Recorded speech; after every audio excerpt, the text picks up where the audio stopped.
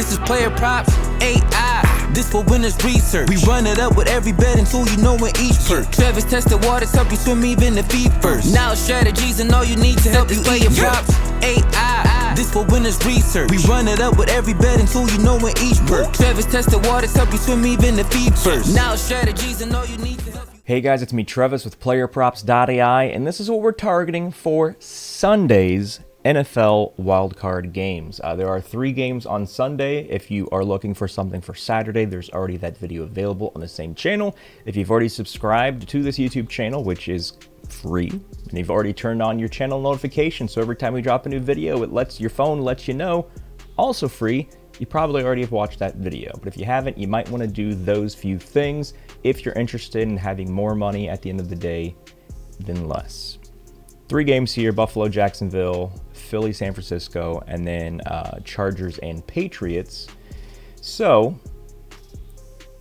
this is being recorded on Wednesday, so there's a handful of days till Sunday. We are right. If this is your first ever video watching, first, welcome. Make sure you subscribe. But again, if you're a fan of having more money than less, we're riding a crazy 26+ day win streak when it comes to NFL. Which is something that no other YouTuber on the planet can say, because I check everybody's shows and I know they can't, because everybody does the crazy sex that sells, which is 10-pick parlays, which is why you keep losing watching them and trying to do what they do.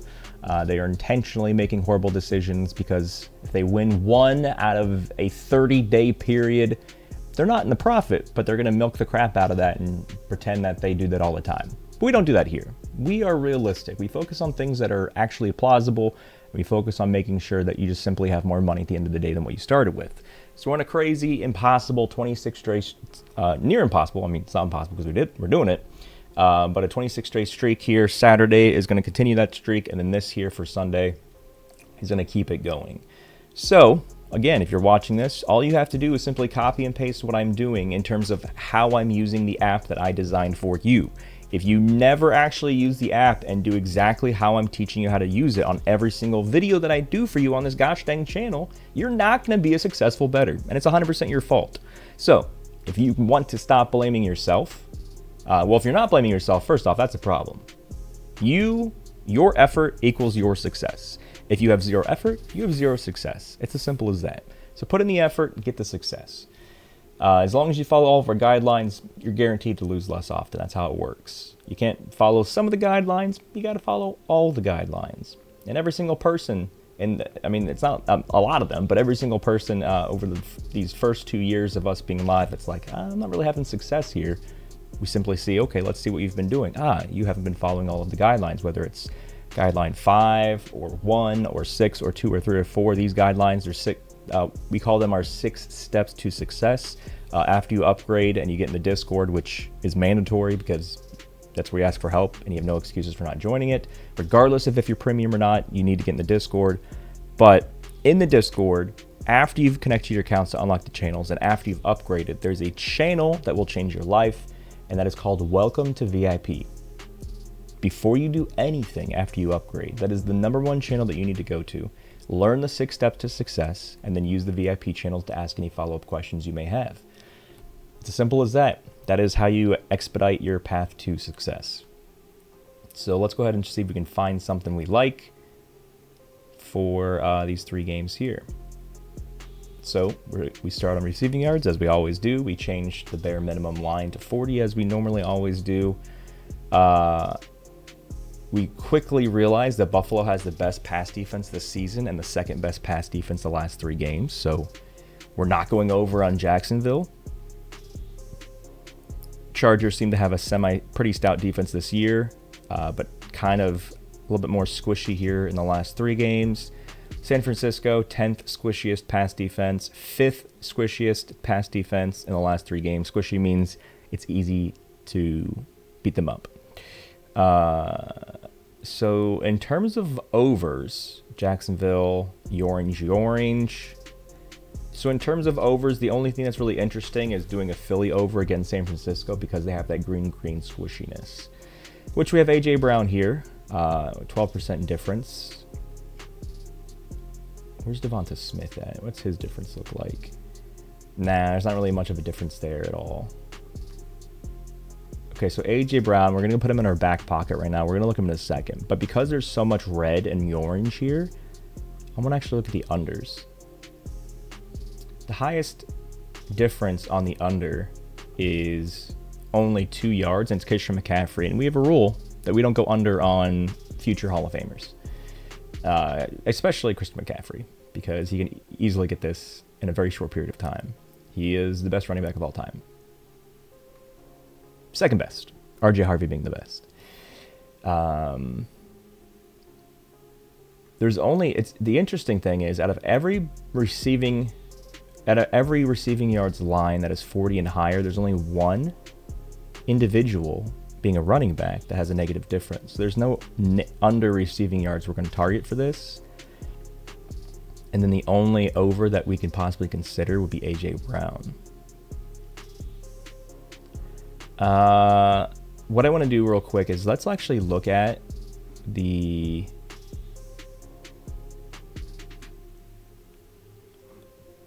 team stuff, because we want to see game script so we know which direction to go.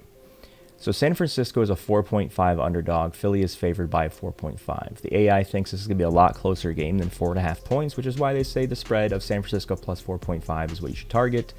And it says you don't want to bet the Philly money line because it's extremely overinflated and over projected, because the money line says that you're betting on Philly having a 69 implied chance to hit based on the sportsbooks minus 225, but our AI says no, it's way too high.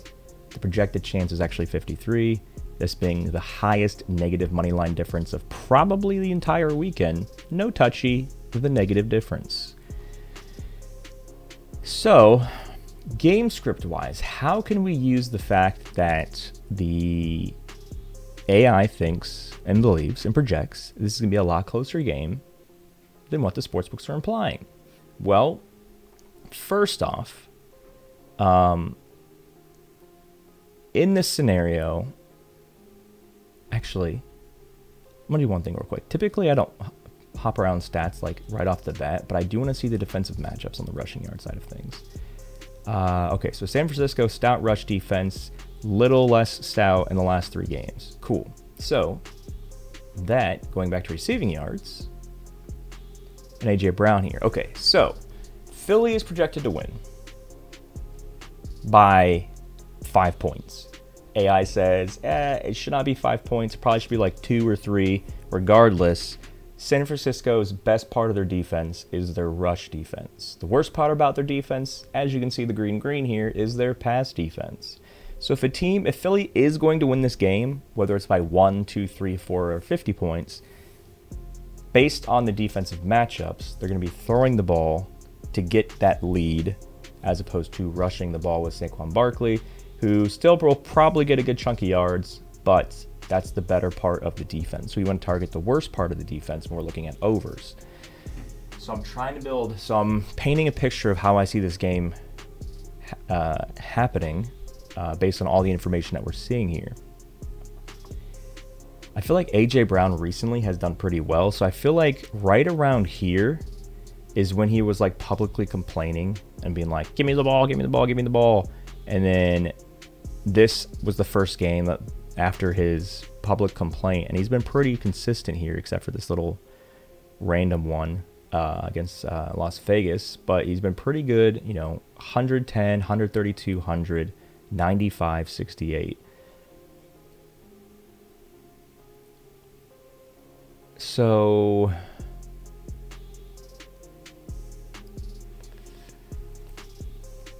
if San Francisco is favored to cover the spread, but let's say they're winning outright. If they're winning outright whether it's by 1 or however many points at the end of the game in the fourth quarter, Philly's going to have to pass the ball, which means A.J. Brown, being arguably the best receiver on this team, is going to be getting hopefully some looks and some targets. His projection right now is 73.25. That is higher. hold on, let me actually look at this entire season. 73.25 might be the highest receiving yard projection he's had this season. So what I'm doing, you see here where it says like 61.25 AI, that's the projection for that game.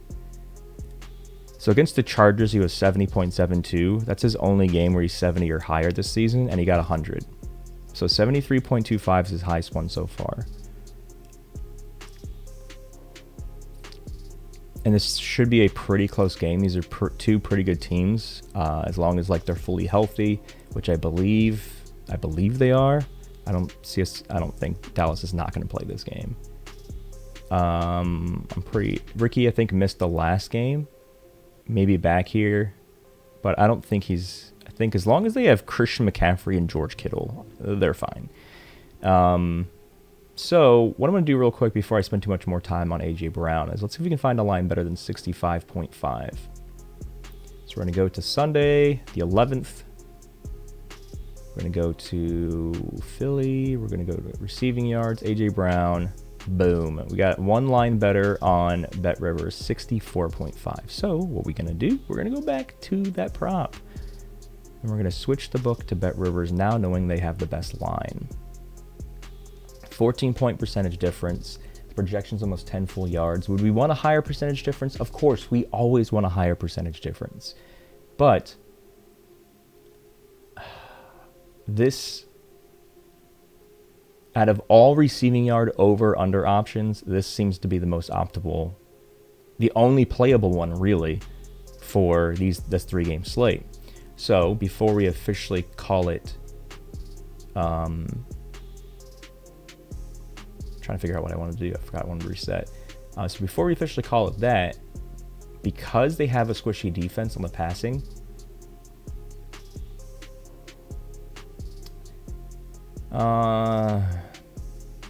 not as sexy. So this is almost the same difference. So typically passing yards, because they're in the hundreds, the projections typically have a higher variance more often than not. Like you'll see like a 20-yard or maybe even a 30-yard difference. But the fact that his difference is the exact same as AJ Brown, like you don't ever want to do a quarterback passing yards if the difference is the same as like their best receiver, because it's easier for the best receiver to get those 10 yards, or it's easier for AJ Brown to eclipse 64.5 than it is for Jalen Hurts to eclipse 206. Hopefully that made sense. But yeah, I don't like this one as much as that one. So I don't think we need to look at a bunch of other things. I'm curious to see what his projection, AJ Brown's reception projection is. So he is projected to go over. The sports books imply that he's going to go under. Minus 103 means the under is favored, but BetRivers doesn't seem to have an under, so we'll go to DraftKings here. Yeah, the under's favored. So he can still get 5 receptions, and he can still hit. 7 targets, 12 targets. Yeah, like double-digit targets, 4 straight games. 2 targets here. Back to double digits, and then this is the last game that he played on 12/28, which was this week 17? Because this wasn't the last game of the season. They rested all their starters, I believe.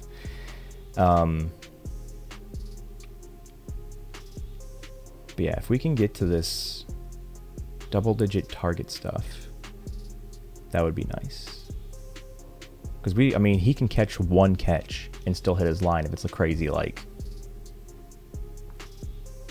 super full distance 66-yard Hail Mary kind of play. And he has the skill set to be able to do that. 29.5% target share. Massive target share. Very few people creep up on the 30% target share side of things, and we see that with the fact that he had 5 out of 6 games of double-digit targets. I think the best case scenario here is if of course we want San Francisco to win this game, because correction, it doesn't really matter who wins or loses.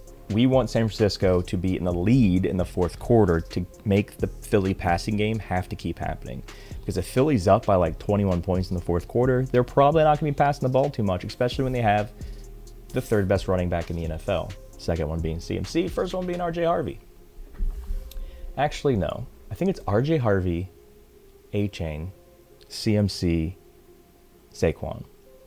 I think that's what it is. And if RJ Harvey didn't get Rookie of the Year, he was robbed. Anywho, I don't think there's anything that's deterring me from this.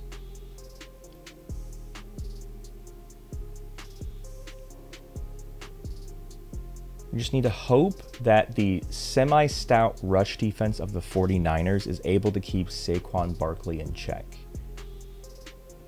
I mean, they're not going to keep him to like 5 yards, but to keep him in check enough to where the Eagles are consistently having a third down, which normally, if it's not third, as long as it's not 3rd and 1, they're doing a tush push.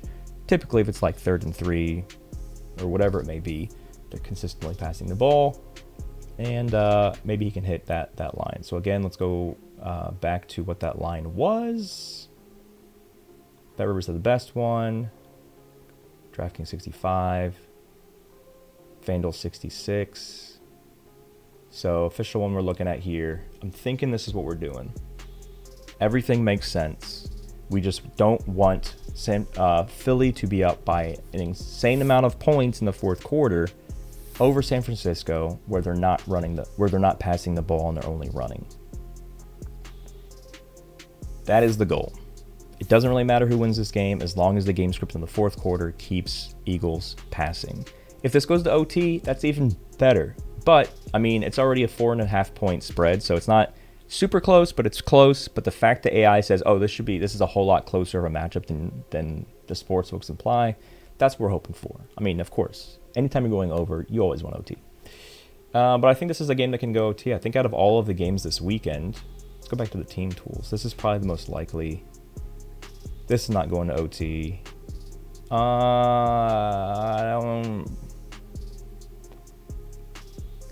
AI said for this Patriots one, AI thinks the Patriots are still going to win, but not by a wide margin like the implied chance or the odds are implying.